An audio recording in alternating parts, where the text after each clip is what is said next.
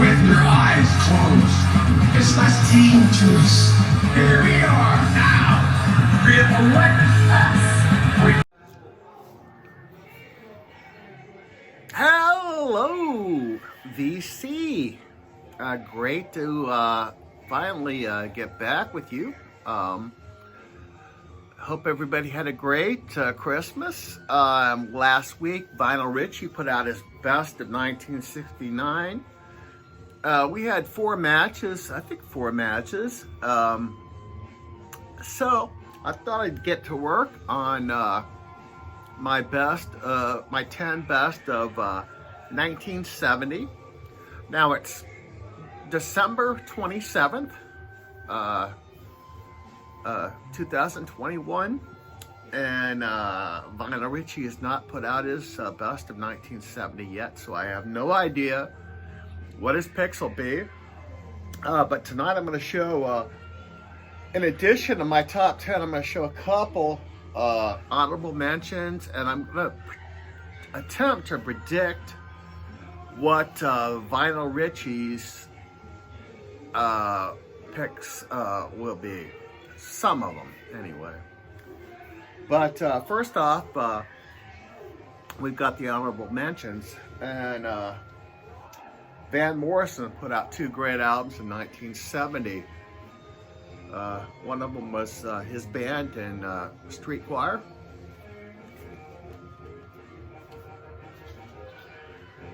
Fantastic album.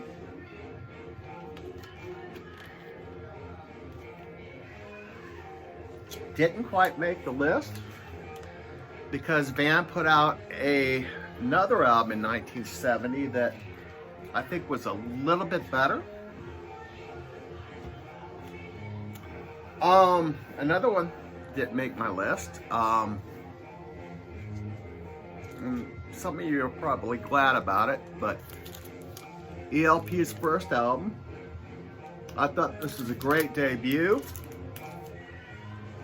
from a band that would put out at least a half dozen great prog albums. Didn't quite make the cut.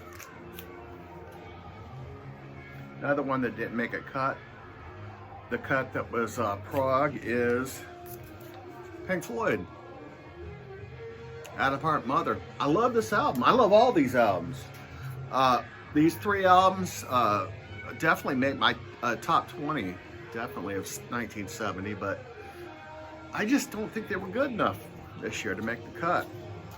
So with that, I'm going to go over with my top 10, and I'm going to highlight the ones that I think Richie will probably add to his top 1970 list. The first one in my top 10 of 1970, Funkadelic, Free Your Mind, and Your Ass Will Follow. Let it go. Now, they put out two albums in 1970, their first one and this one. I think this one is the better one. First one's a little bit more psychedelic. Now, the first three Funkadelic albums are great. All three of them are must-have. But I think this might be, I don't know, it's either a toss-up between Maggot Brain and this album as their best album. But a great 1970 album. And that's actually what we're listening to right now. Free Your Mind. I freed my mind, and my ass followed, but it took 2 trips. So, next one I got is Free, Fire and Water. This is Free's third album, and their best one. Am I doing this again?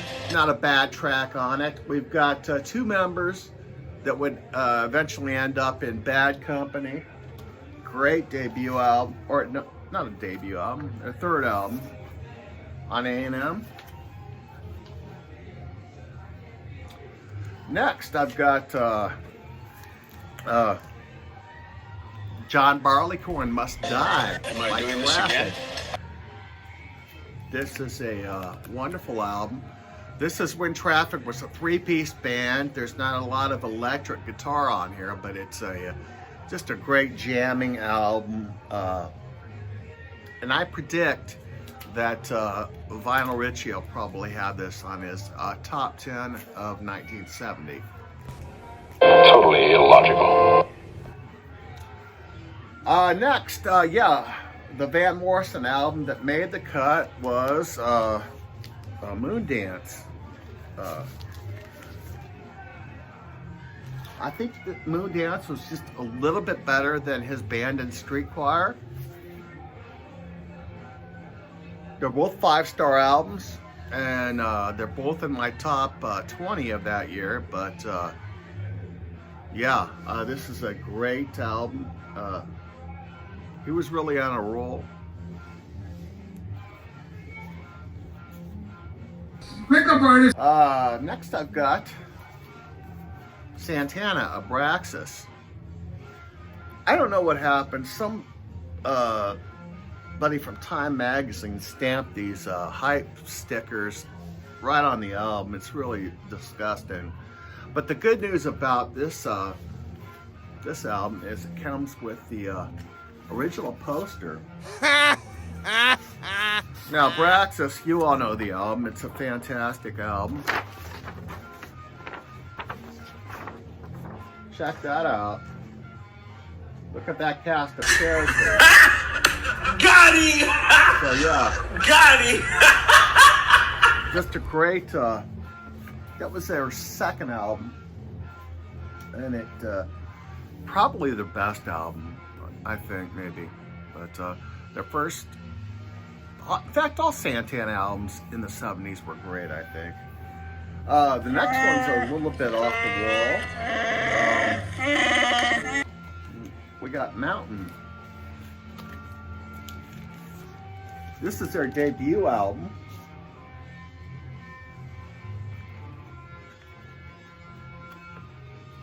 This gave us Mississippi Queen and Theme from an Imaginary Western. We've got Felix Pappalardi and the Great Gatsby, Leslie West. I think it's a great album. The cover, not so much. Next one. I believe this one is also going to be on Vinyl Richie's list. We've got Black Sabbath Paranoid. This is a green label. I can't match this on Discogs for some reason, but yeah, I would say it's definitely on Vinyl Richie's top 10 list, because I think he recently showed he got the box set for Paranoid, I believe. So yeah, you'll see it there. I had this guy, the Reverend, the Evil Rev or something, and he left a comment saying that Bayou and Green River were better than anything me and Vinyl Richie showed from our 1969 picks. And well, those were great albums, but I didn't think they were up to snuff to put them on my top 10, and apparently Vinyl Richie didn't either. But for you, I have Cosmos Factory, which I am putting on my best of 1970. Cosmos Factory. So there you go.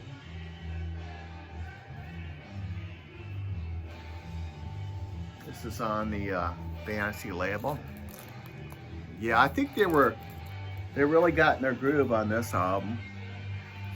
And this also has the I don't know if it's the original insert, but very cool. And we've got the 5 albums on here.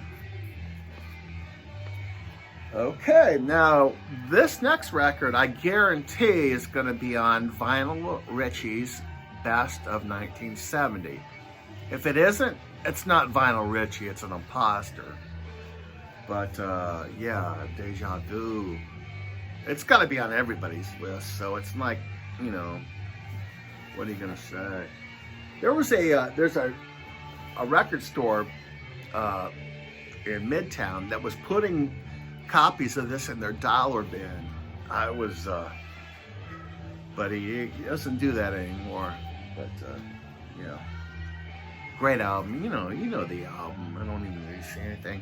And finally, my top 10 of 1970. We've got Deep Purple in rock. How about that? Somewhere I got this on vinyl. I couldn't find it, so I whipped out my cassette that I've had for about 40 years, and still sounds good. I played it the other day. And with that, I will let you go, and hopefully me and Vinyl Richie will have some matchups, and we'll see how it goes. But with that, take care, and I'll see you again next week, or maybe on the 4th of July, or